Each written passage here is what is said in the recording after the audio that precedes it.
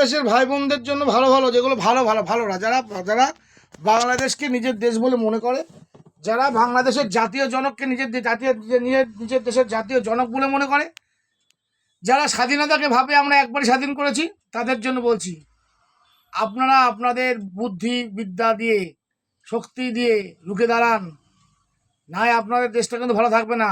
ভারতবর্ষর উপর নির্ভরশীল আপনাদের সারা জীবন করতে হবে ভারত, কারণ আপনাদের ভারত কোনোদিন ক্ষতি করেনি, করবে না। আমরা সবসময় আপনাদের সহযোগী, কারণ আমরা হিন্দু, আপনারাও হিন্দু আছেন, বাঙালি মুসলমান আছেন, আপনাদের সব কিছুর সঙ্গে আমাদের কালচারে মিলে।